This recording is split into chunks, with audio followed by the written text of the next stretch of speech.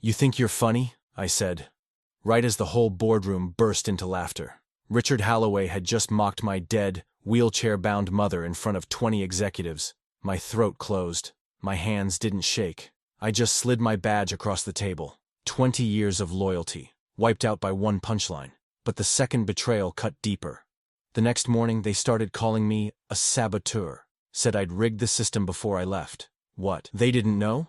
The entire company still ran on systems I built, and I'd documented everything, off-network by hand for years. He mocked the wrong mother. And the audit? It was 2 weeks away. Tick, tick, tick. My name is Michael Mercer, and I'm 45 years old.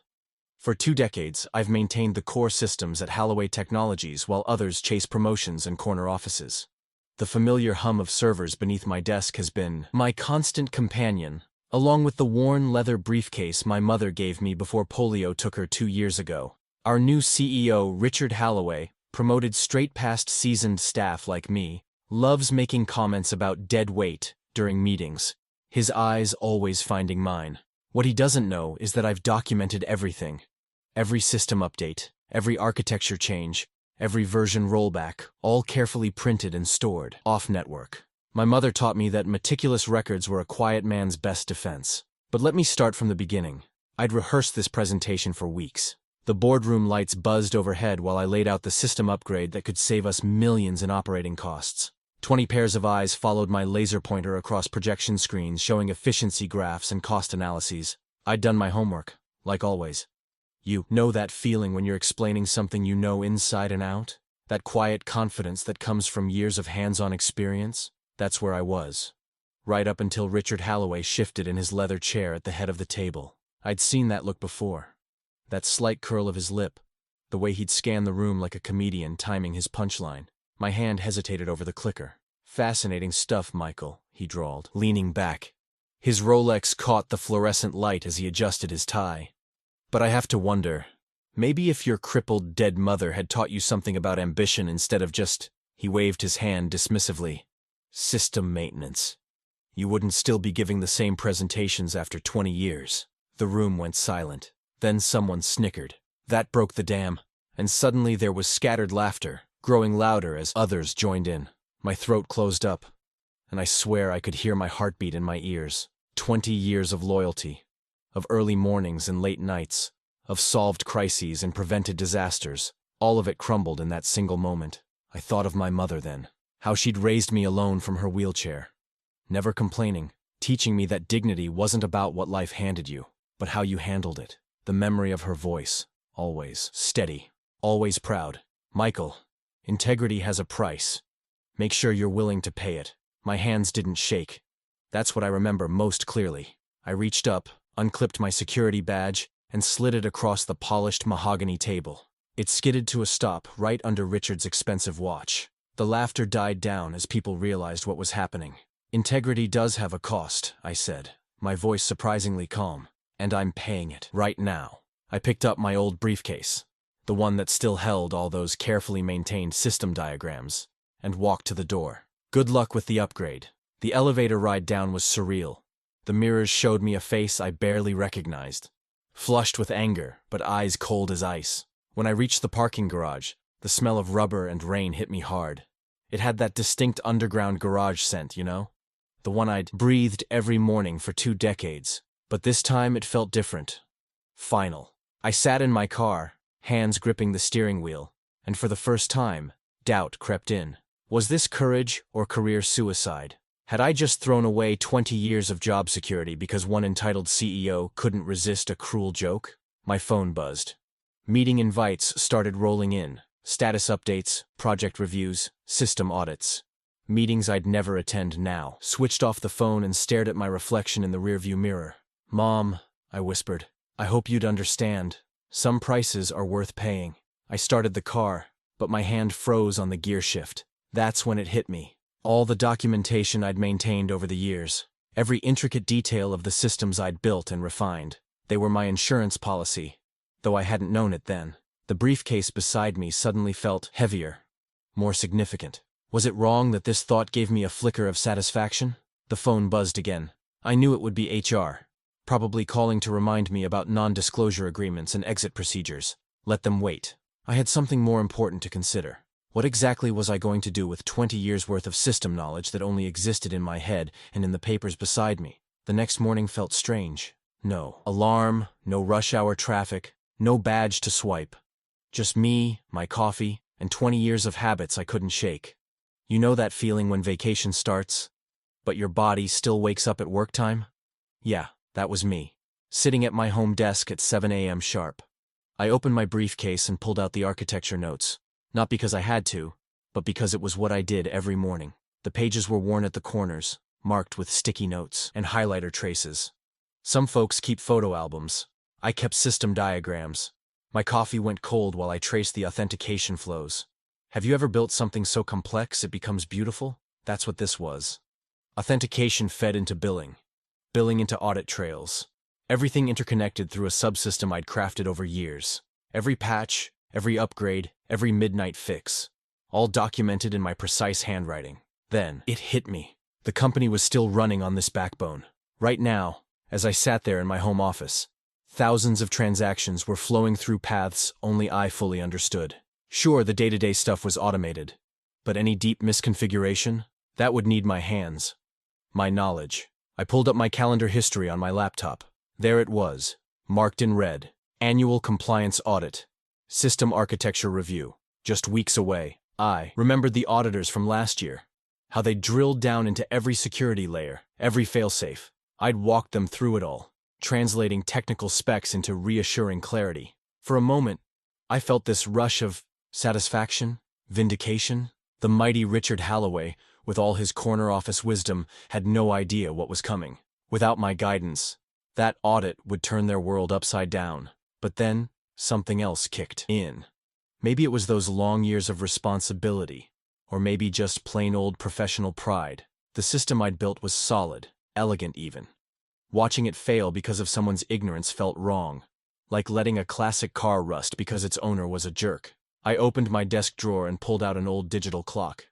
One of those countdown timers Mom used to use for baking.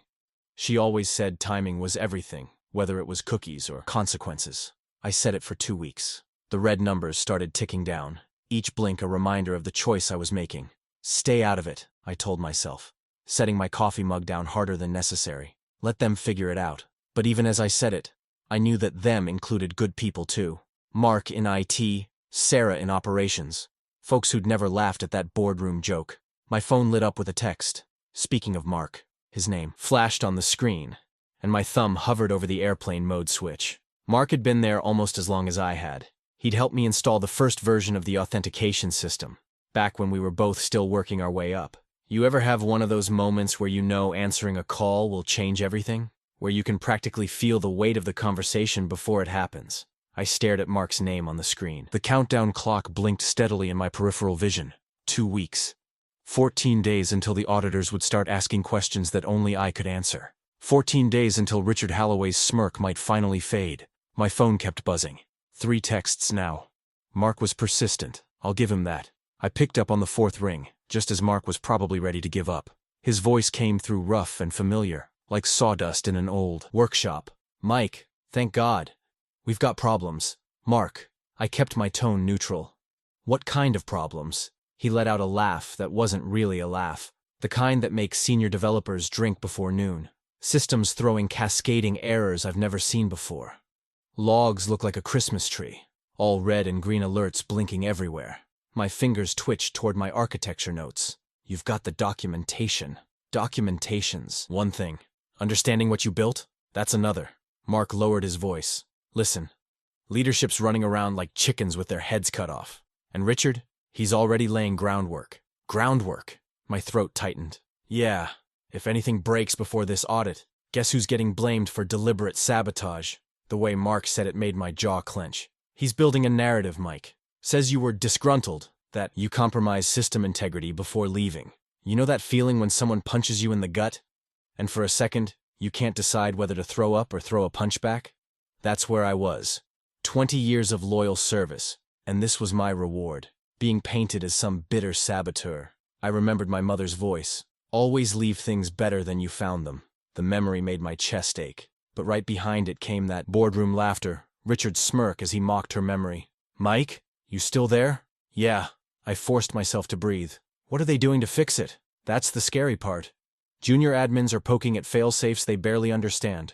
Yesterday, someone suggested just bypassing the authentication protocols. Mark's voice carried the kind of dread only veteran programmers know. We're one panicked decision away from a real disaster. The professional in me wanted to jump in, to list off the dozen ways they could safely diagnose the issues. But I bit my tongue. Check the standard recovery procedures. Page 47 of the operations manual has basic triage steps. Already did. We need more than that. Paper rustled on his end. Look, can we meet? After my shift? There's stuff I need to show you. Stuff I can't say over the phone. My stomach knotted. The thought of getting pulled back into that world, even tangentially, made me feel like I was standing at the edge of a cliff. Part of me wanted to hang up, to let their house of cards collapse under the weight of Richard's arrogance. But Mark wasn't Richard. Mark was the guy who'd helped me debug code at 3 a.m., who'd brought me coffee during endless maintenance windows, who'd attended my mother's funeral when half my own family hadn't bothered. Just coffee, I said finally. I'm not promising anything else. That's all I'm asking. Murphy's Diner? 6 o'clock? Fine. I hung up before he could say more. I walked to the window and closed the blinds, shutting out the morning light that suddenly felt too bright, too exposing. The countdown clock on my desk blinked its steady rhythm. 13 days, 22 hours until the audit would begin. Sitting back at my desk, I focused on breathing. Tried to center myself the way Mom taught me during her physical therapy sessions. In, hold, out.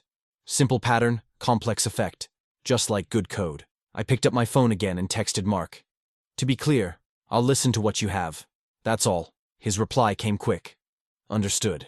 Thanks, Mike. I stared at those 2 words, feeling the weight of all they implied. The system I'd built was more than just code. It was years of my life. Thousands of careful decisions, countless late nights ensuring everything worked just right. And now, it was becoming a weapon, aimed straight back at me. But I'd meet Mark. I'd hear his evidence. Not because I wanted to help. No, that bridge had burned in that boardroom. But because I needed to know exactly what kind of mess Richard was trying to pin on me. The countdown clock kept blinking, steady and unforgiving, like a pulse in a patient I'd walked away from. Murphy's Diner hadn't changed in 20 years. Same cracked vinyl booths, same coffee-stained menus, same fluorescent buzz overhead that made everything look slightly unreal. I'd picked this booth countless times for late-night debugging sessions. Now it felt like neutral ground in a war I never wanted to fight. Mark was already there, nursing what had to be his 3rd coffee, judging by the empty creamers scattered across the table. He looked older than I remembered from just a week ago, or maybe it was just the harsh lighting picking out every worry line. Thanks for coming, he said as I slid into the booth. You want just water? My stomach was already doing enough flips. He didn't waste time with small talk. From his messenger bag, the same ratty one he'd had since I'd known him, he pulled out a stack of papers. My chest tightened as he laid them out one by one. This went company-wide yesterday. He pushed a printed screenshot across the table. The message was from HR, carefully worded but crystal clear in its implications. There I was, branded as a non-cooperative ex-employee who was suspected of system sabotage prior to departure. The words hit like ice water in my veins. You ever watch your life's work turn to ash in your hands? 20 years of showing up early, staying late, building something reliable and true. All of it reduced to a corporate smear job. I could already see recruiters Googling my name, reading this garbage, moving on to safer candidates. There's more, Mark said, spreading out internal memos. Each one twisted the knife deeper, painting a picture of me as some disgruntled time bomb who'd rigged the system to fail. My hands curled into fists under the table. They're scared, he continued, voice low. The system's showing strain. They don't understand. And Richard needs someone to blame before the audit. But here's the thing. We can fight this. Not with lawyers or PR, but with pure, clean proof. I took a long drink of water, trying to steady myself. What kind of proof? Mark leaned forward, energy crackling through his exhaustion. We document everything from ground zero. Map every dependency, every input and output. Show the auditors that the system's working exactly as designed, and that any failures come from mismanagement, not malice. For a moment, I considered crawling back, hat in hand, just to clear my name. The thought made bile rise in my throat. Then, that boardroom laughter echoed in my head again, and my spine stiffened. I'm not begging for forgiveness, I said flatly. Good, because that's not the plan. Mark pulled out a notebook. Actual paper. Old school. We build the evidence first. Show that you left everything running clean. Timeline every change since you left. Create an audit-ready narrative that proves your integrity without requiring a single login from inside. I studied his face. Why are you helping me? Because I've watched them do this before. Push out good people, then destroy their reputations to cover bad decisions. He tapped the HR message. You're just the latest target, but you're the first one with the skills to fight back. I was about to respond when the diner's door chimed. Through the grimy window, I'd been watching headlights sweep across the parking lot, but I hadn't paid attention to who was walking in. Now I wished I had. Dave Chen, one of the senior IT managers, stood in the doorway. His eyes scanned the room, probably looking for a takeout order, then locked onto our booth. His face went through a series of expressions. Surprise, confusion, suspicion. Mark didn't turn around. He didn't have to. He saw it all play out on my face. Don't react, he muttered. Let him think whatever he wants. It doesn't change what we need to do. I forced myself to stay still, to keep my expression neutral as Dave collected his order and left. But we both knew what would happen next. He'd report the meeting to Richard, and the smear campaign would kick into higher gear. Strangely, that made my decision easier. They were going to paint me as a villain no matter what I did. The only question was whether I'd let them get away with it. I pulled Mark's notebook closer. Show me your plan. I woke up early the next morning with a strange mix of dread and determination coursing through my veins. You know that feeling when you're about to take on something huge, and your body can't decide if it wants to run or fight? Yeah, that was me, standing in my kitchen at 5 a.m., coffee in hand, staring at my empty dining table. By 6 a.m., I'd transformed that table into something between a military command center and an obsessive detective's case board. 20 years of system documentation spread out in precise, labeled folders. Every architectural diagram I'd ever printed, color-coded and annotated. A fresh legal pad with an index of every query I expected the auditors to throw at us. The morning light crept across my methodical arrangement, while my phone buzzed with text updates from Mark. He'd figured out a way to help without compromising himself. Late-night calls, screenshots of public-facing metrics, system logs that anyone could access without special privileges. No internal credentials, no backdoor peeks at proprietary data. Everything above board and documented. I picked up a red pen and started drafting what I called the integrity brief. You'd think after 2 decades of technical writing, this would be just another document. But my hand shook slightly as I wrote the opening lines. This wasn't just about system specifications anymore. It was about defending my professional honor. The core system, I wrote, guarantees 3 primary outcomes by design.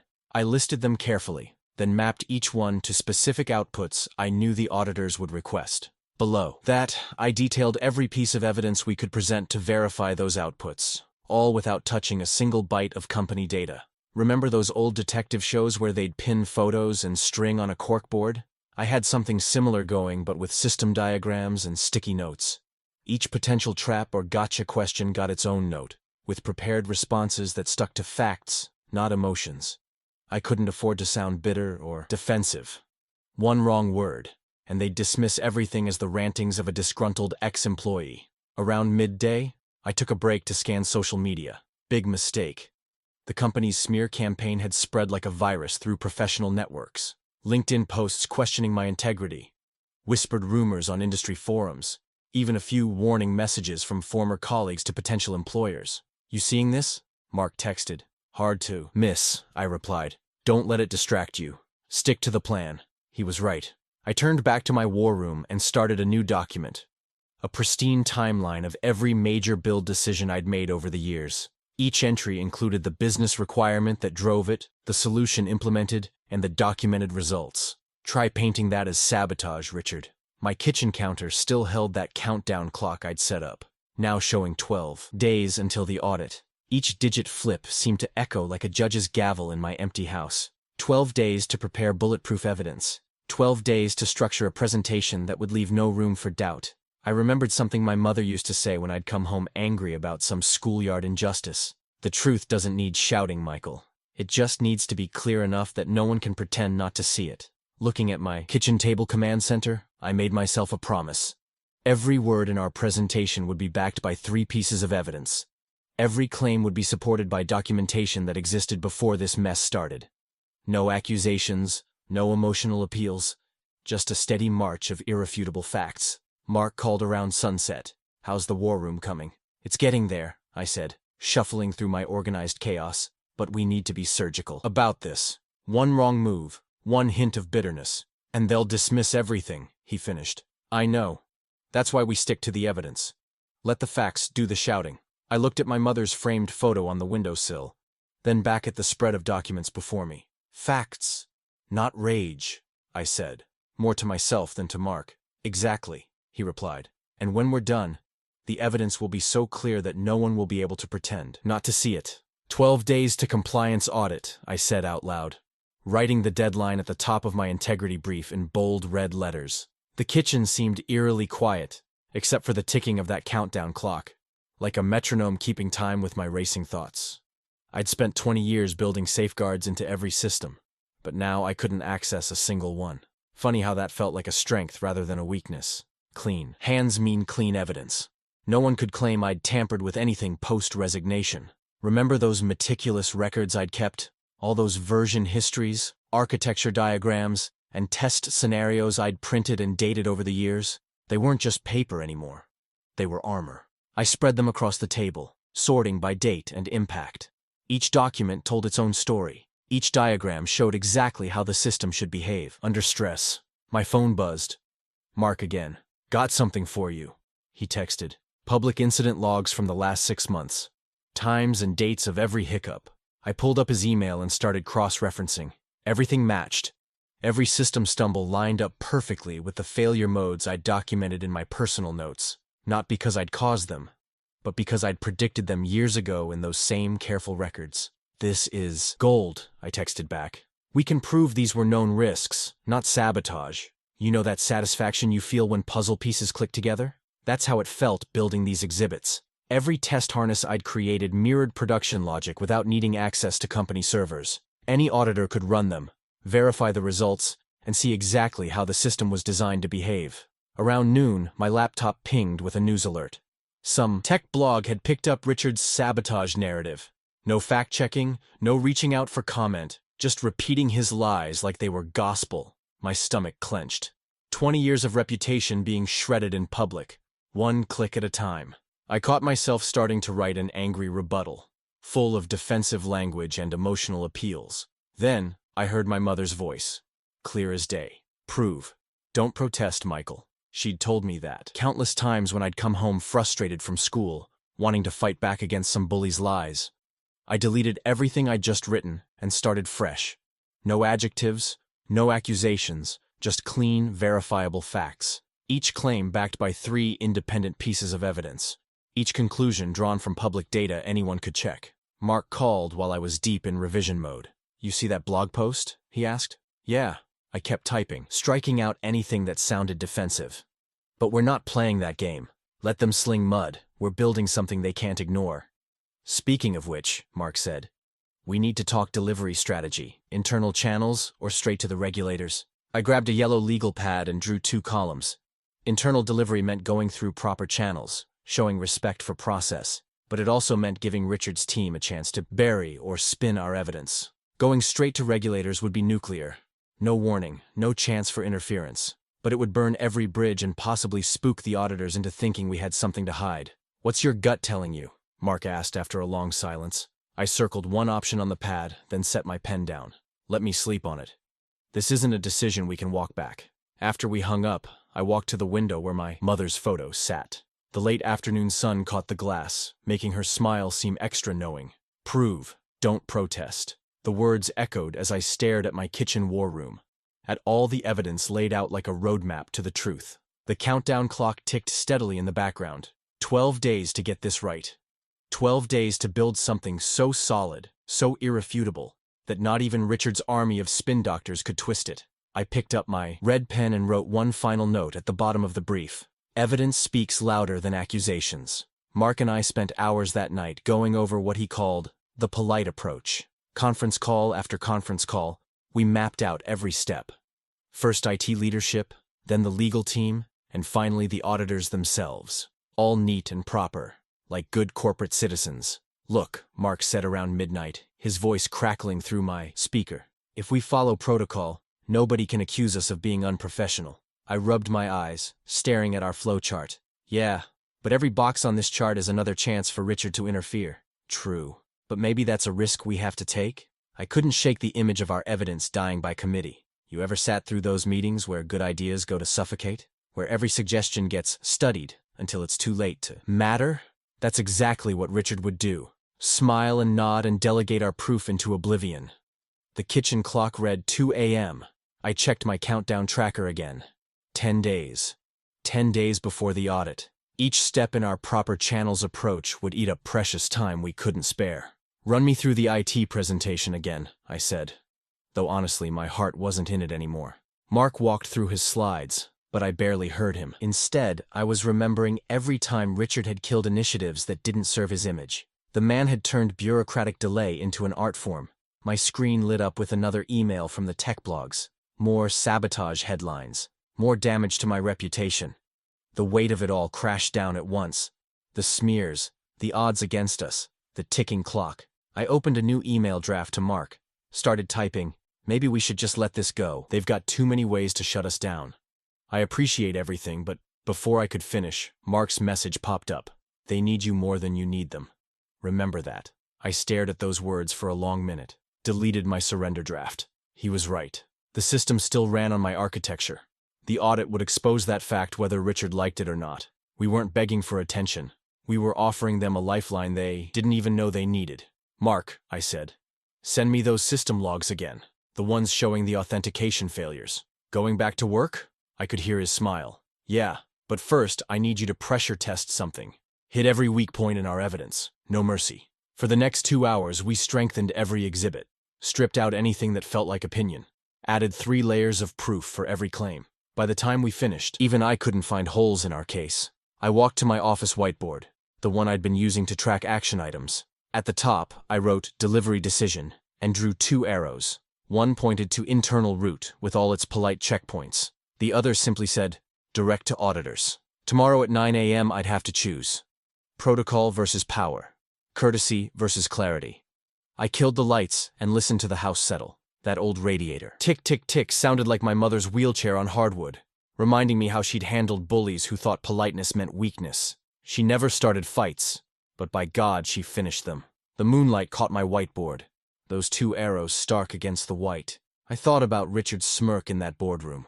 About how he'd weaponized courtesy against good people for years. About how breaking etiquette sometimes means choosing integrity over image. Sleep wouldn't come easy tonight, but at least I wasn't running anymore. The rain drummed against my windshield as I pulled into Eddie's diner at 6 a.m.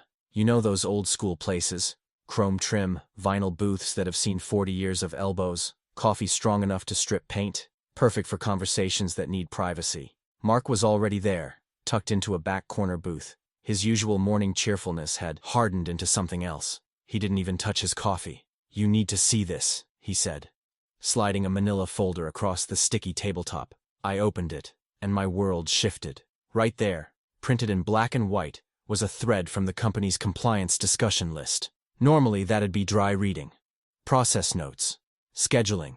The usual corporate back and forth. But these weren't normal emails. There was Richard Halloway, our oh-so-polished CEO, writing like a schoolyard bully about the upcoming audit. He called the regulators clipboard tourists and laughed about how easy they were to manage. Just show them enough spreadsheets, he wrote, and they'll stamp whatever we put in front of them. It's theater for the timid. Read the whole thread, Mark urged. It gets worse. He wasn't kidding. Richard had gone on about regulatory parasites and bureaucratic box checkers. He'd bragged about how previous audits were just expensive nap times. The man whose job was to ensure compliance was openly mocking the entire concept of oversight. I read it twice, my coffee going cold. You ever have that moment when you realize a problem is way bigger than you thought? This wasn't just about Richard humiliating me anymore. This was about a CEO who saw rules as jokes and regulators as punchlines. Where did you get these? I asked Mark. They're archived automatically. Richard probably forgot that part.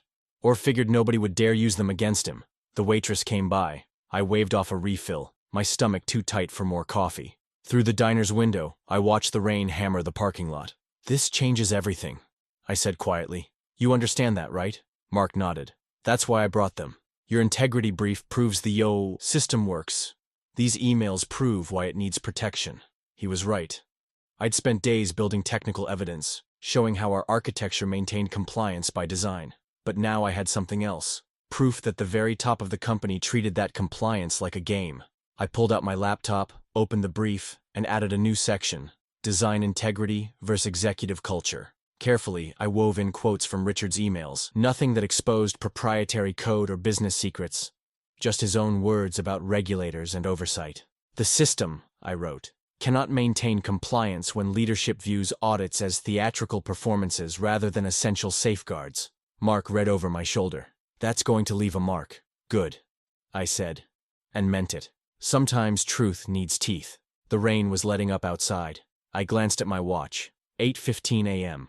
In 45 minutes, I'd have to make my choice about delivery. But looking at those emails again, it wasn't really a choice anymore. I walked to my car, got my whiteboard marker, and came back. Right there on the diner table, I drew my decision box and that heavy black arrow pointing to direct to auditors. No more playing nice, I said. Richard wanted theater? Let's give him a show he won't forget. The rain stopped completely. Morning. Sunlight cut through the diner's front window, catching the water drops on the glass. My finger hovered over the send button on my laptop, the cursor blinking on that final email address. The Regulatory Compliance Office. Mark set his hand on my shoulder. Whatever you decide, I'm backing your play. Through the brightening window, I watched the sun burn off the morning mist.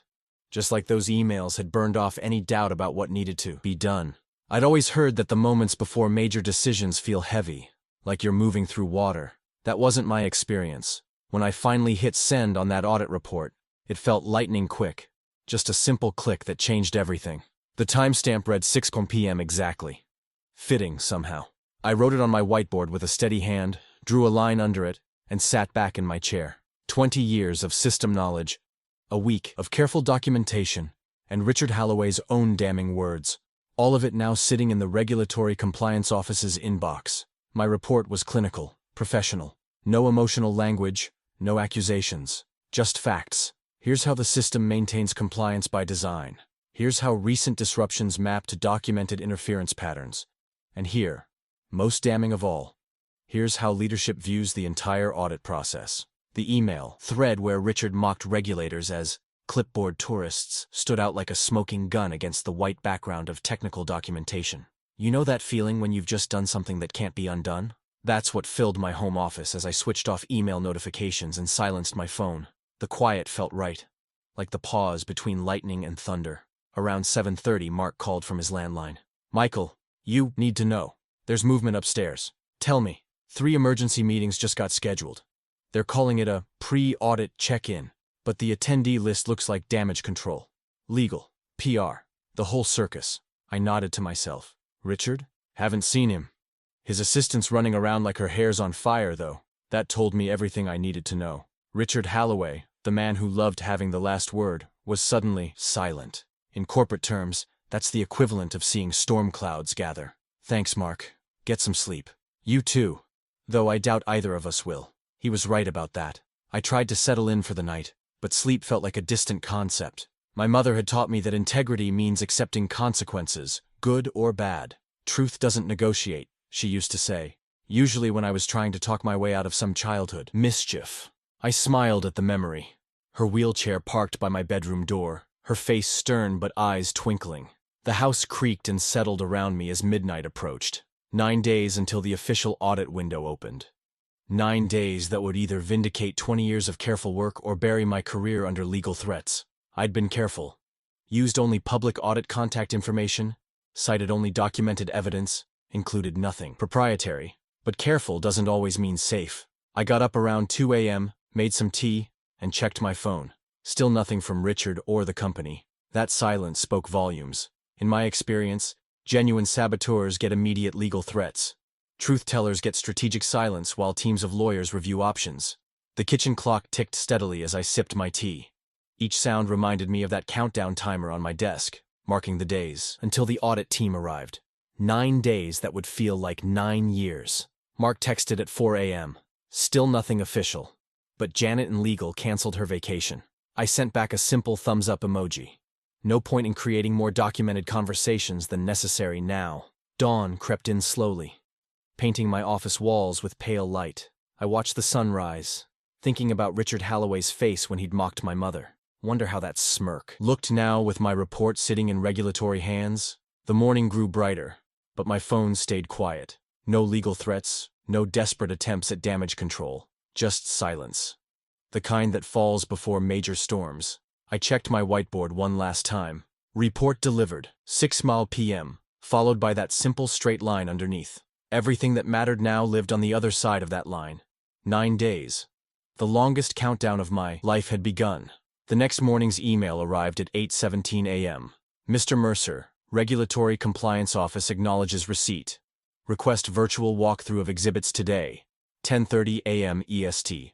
Calendar invite follows. 2 hours. Just enough time to rehearse the test sequences one more time, though I'd practically memorized them by now. You know how your mouth goes dry before a big presentation? Yeah. That feeling hit hard. I made fresh coffee, straightened my desk, and set up my second monitor to display the exhibits. Professional but home office authentic. That was the look I wanted. No need to pretend I was anywhere but where I was. A technical expert working from his own space. At 10:28, I logged into the virtual meeting. 3 auditors joined promptly. Jensen, Rodriguez, and Chan, according to their nameplates. They looked exactly like you'd expect regulatory professionals to look. Business casual, neutral backgrounds, expressions calibrated to professionally interested. Mr. Mercer, Jensen began. We appreciate your detailed submission. Please walk us through the core compliance mechanisms first. I shared my screen and pulled up the architecture diagrams. Let's start with how the system maintains transaction integrity by design. My voice came out steady. Mom always said knowledge beats nerves. For the next hour, I narrated test outcomes like I was teaching a class. Here's how authentication flows. Maintain separation of duties. Here's where audit trails get generated and secured. Here's how recent disruptions map to documented departure from standard procedures. Rodriguez leaned forward during the logging demo. These outputs align perfectly with our standards. Why were we hearing reports of systemic failures? The system's core logic remains sound, I said. Recent issues stem from configuration changes made without proper understanding of the architecture. Stick to facts, I reminded myself. Let the evidence do the heavy lifting. Chan spoke up next, her tone careful. Your report included concerning comments about executive attitudes toward compliance. Could you elaborate? I pulled up the email thread citations. These communications from leadership speak for themselves. I included them to provide context for recent operational decisions. Then I pivoted back to technical specifications. Never let emotion creep into professional testimony. Another lesson from Mom. My phone buzzed. A message from Mark. RH storming between rooms. Never seen him this shade of red. I kept my expression neutral and continued walking through test cases. Inside, though, I felt a hint of satisfaction. Not revenge satisfaction. Something cleaner. The satisfaction of truth finally having its say. The auditors asked detailed questions about implementation dates, change control procedures, and documentation standards. I answered each one with specifics and timestamps. When in doubt, I defaulted to, here's what the logs show, rather than interpretation. At 11:45, my phone buzzed again. Mark's update. Emergency board session scheduled for 2 p.m. Jensen wrapped up shortly after noon. Thank you for your thoroughness, Mr. Mercer. We'll be in touch if we need clarification on any points. I ended the call and pushed back from my desk. The morning's coffee had gone cold, forgotten during the presentation. My whiteboard still showed that bold arrow pointing to direct to auditors. Funny how it looked different now. Less like an act of defiance and more like the only professional choice available. I reheated my coffee and tried to work on some personal projects, but my attention kept drifting to the clock. 2 p.m. came and went. 3 p.m. 4. At 4:47, the company-wide notification arrived. The subject line was stark. Leadership transition update. The body was even starker. Effective immediately. The board of directors has initiated executive leadership changes. Further details forthcoming. Business operations continue normally. I grabbed my jacket and headed outside. The late afternoon air had turned cool enough to show my breath. Walking helped me think, and right now, I needed to think clearly. The board's message was corporate speak at its finest, simultaneously saying everything and nothing. Standing at the corner of my block, watching traffic pass.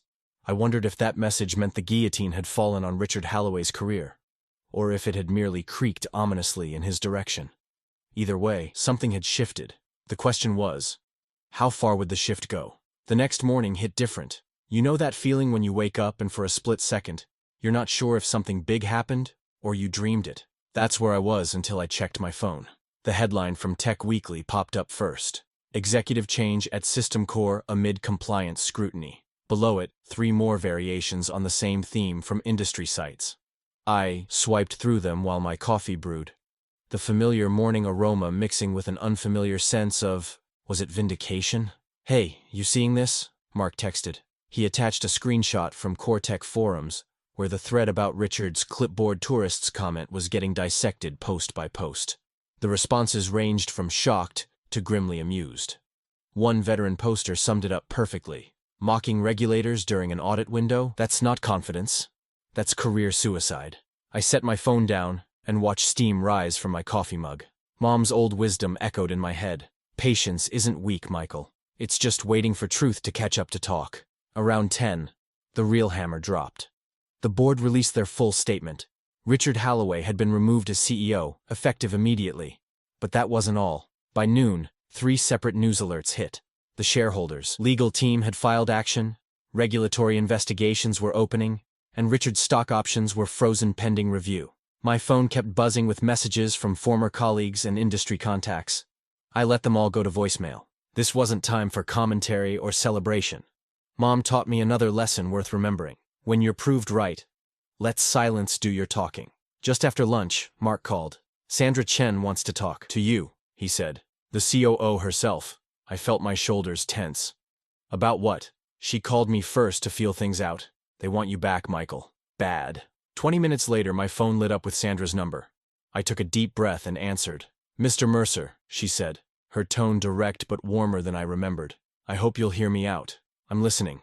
We'd like you to return. Triple your previous salary, clear role definition, and contractual guarantees about professional respect and documentation standards." She paused. "We need your expertise, and we need to demonstrate we've learned from recent events." I leaned back in my chair, looking at the architecture diagrams still spread across my desk. "Everything in writing?" "Of course.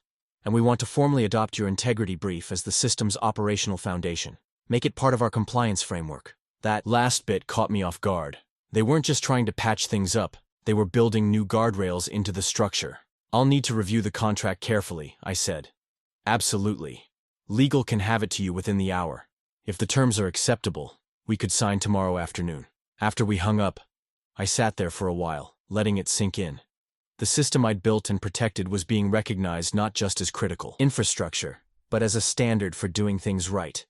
That evening, I opened the bottom drawer of Mom's old dresser, the one piece of furniture I'd kept after she passed. Inside was her photo, the one taken at my college graduation. She's sitting in her wheelchair, but you barely notice it because her smile fills the frame.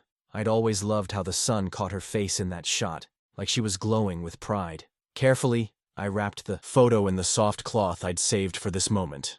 20 years ago, she'd helped me prepare for my first day at the company, straightening my tie and telling me, "Remember, integrity isn't just doing right when someone's watching.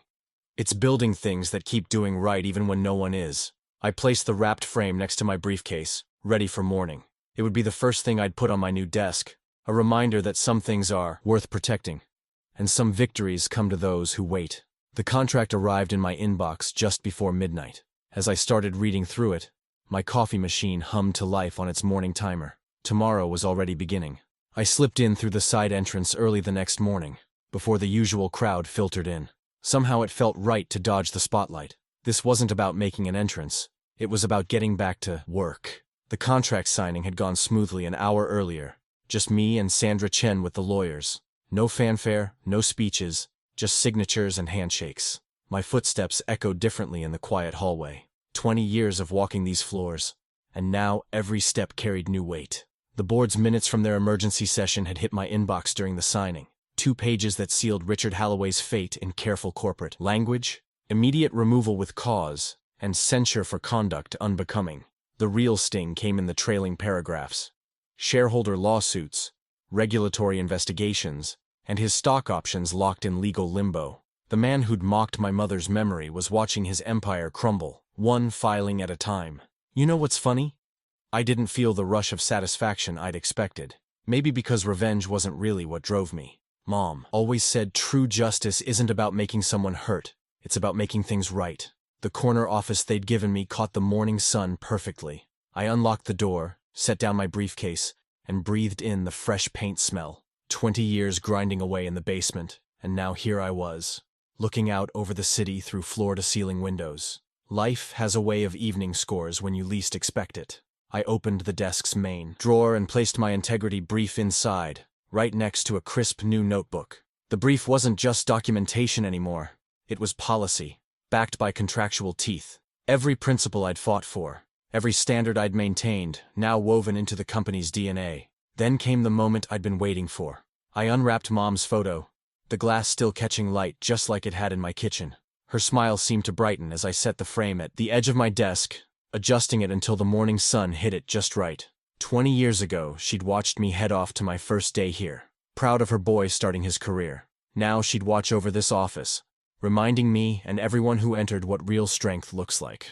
Mark stuck his head in around 9. He was retiring at the end of the week. Said the drama had helped him decide it was time. Looking good, Michael, he said, nodding at the setup. Then he spotted Mom's photo and smiled. She'd be proud, you know. Thanks, Mark. For everything. He shrugged it off like he always did. Just did what was right. See you at the retirement lunch Friday? Wouldn't miss it. After he left, I stood at the window for a moment, watching the city wake up. The whole thing felt like a lesson Mom would have taught me. How loyalty without respect is just slavery. She'd lived that truth through every challenge, never letting her disability define her dignity. And now, I'd learned it too. The hard way. I squared her frame one last time, the glass catching the sunlight like a quiet victory. Then I opened that fresh notebook and got to work. After all, systems don't maintain themselves.